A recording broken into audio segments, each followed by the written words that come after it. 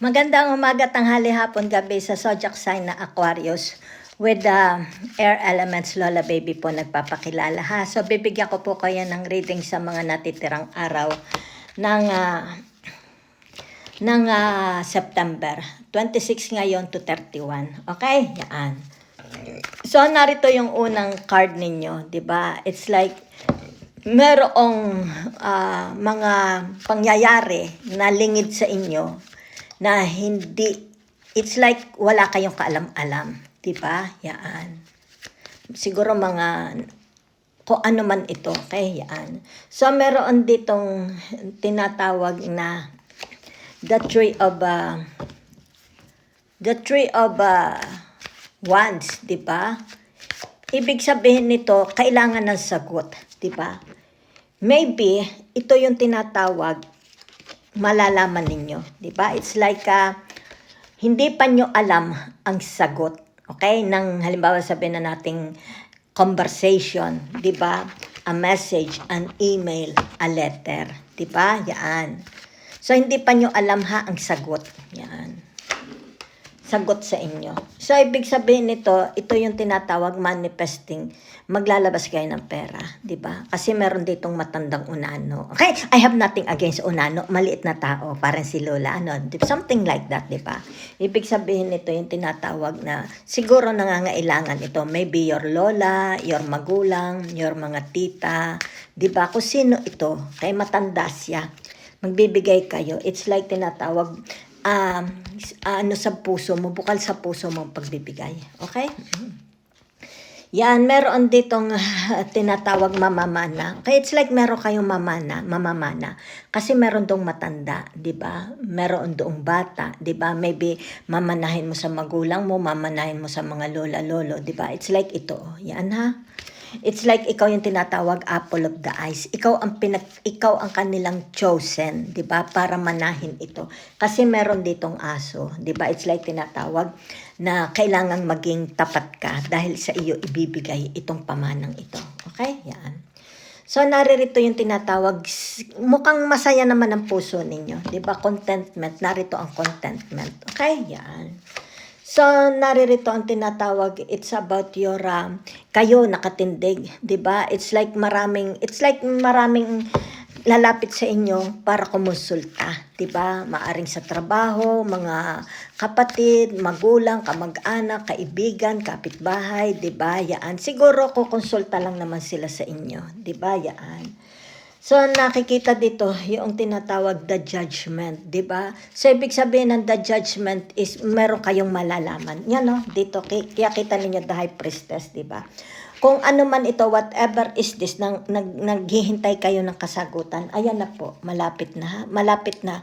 Kasi kung bibigyan natin ito ng tinatawag na season, di ba? Ito yung the judgment is Sagittarius ba ang judgment, di ba? Something like that. In the winter, okay? Before the winter or during winter till next year. Yan ha? Okay. Meron pong magandang balitang darating sa inyo ha? Take note. Yan ha? So, ibig sabihin nito yung tinatawag na kung pagod ang puso mo, biglang mabubuhay. 'Di ba? Bigla kang ma-inspired, bigla kang mamomotivate, bigla kang sasaya. Kasi merong magandang balita. Marito may kinalaman dito. 'Di ba? Yan. Okay? Yan. Kumbaga dito yung tinatawag, paborito ka. Siguro ikaw ang palaging nagbibigay, 'di ba? Nataya. Ikaw ang, o kaya dito may maliit na tao, 'di ba? Maari sabihin nating magulang mo yan, lolo, kung sino man yan, 'di ba?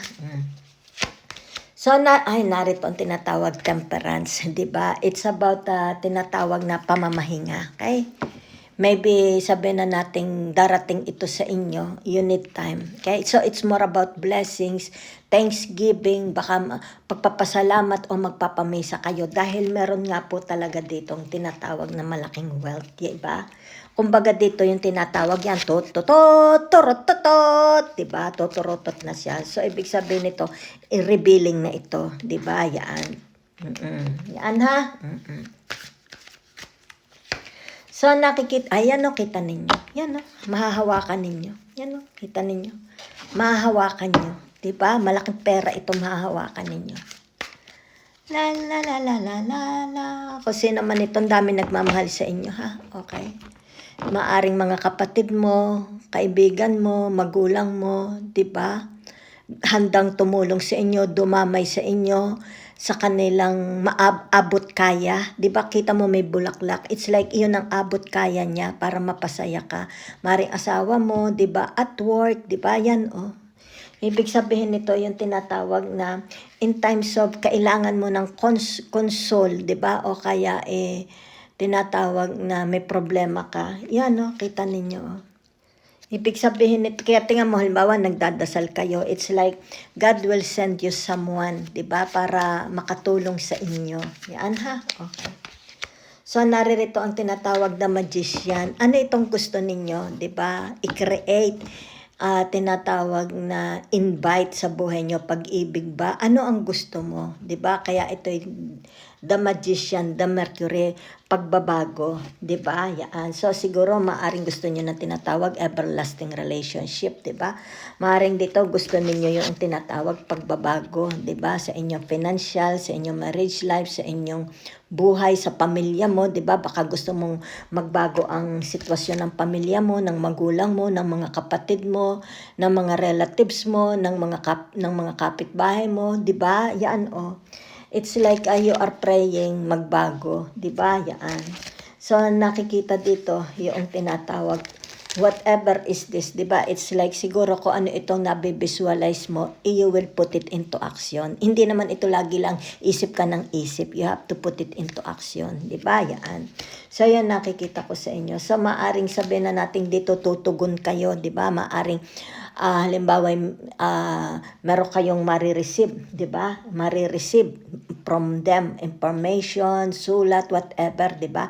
Tutugon. Ito yung ibig sabihin kailangan tumugon, 'di ba? Tutugon kayo, magre-reply.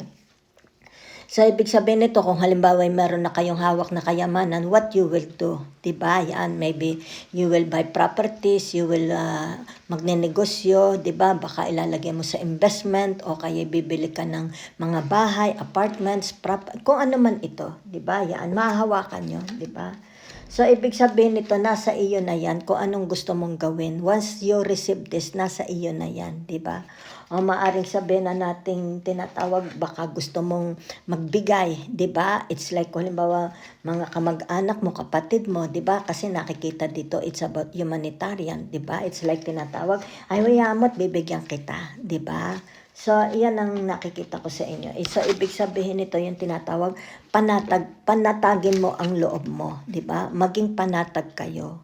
Kung may halimbawa hinihintay kayo, hindi pa ninyo nasusungkit, nakakamit, di pa nadating, kailangan tinatawag na, kailangan panatiling panatag ang inyong kalooban. Yan, ha?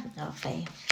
So, ibig sabihin nito yung tinatawag na it's like wala na kayong dalahin sa puso, 'di ba? Yan nakikita dito. It's about tinatawag na maaring kung sino itong mga very very toxic na mga tao, 'di ba, na nakapalibot sa inyo. Ibig sabihin nito yung tinatawag na ayaw nyo na sila, 'di ba? It's like kino-close mo na ang puso mo. Yan. Kung naglalagay kayo ng boundaries, 'di ba? It's like you're very very cold, 'di ba? It's like ayaw mo nang magkaroon ng affair sa kanila. Ayaw mong maging part of their lives, 'di ba? Ayaw mong tinatawag na magkaroon pa ng relationship, 'di ba? Yan, oh. Ibig sabihin nito pagpapalayaan ng iyong puso, ng iyong isipan, 'di ba? It's like nakakapagod, 'di ba? Napapagod ka din. So kaya nga ibig sabihin nitong tinatawag na judgment, okay? Yan yung tinatawag, kailangang ma-revive uli ang iyong energy, ang iyong strength, di ba? Yan. Ang iyong faith, it also affects your faith, di ba? Yan. So whatever is this, ibig sabihin nito yung tinatawag na closed door. Isasara mo na sila sa buhay mo o sino man yan, di ba? Pampabigat sa iyong buhay, di ba? It's like you don't want burdens, okay? So mag-iingat ha dahil narito tendency na pag overspending, pag gastos kayo ng gastos, 'di ba? Mababangkrap, mauubos ang pera ninyo, okay? So ibig sabihin niyan tinatawag na huwag tinatawag na ingatan ang pera, 'di ba? Yan, ingatan niyo ang pera.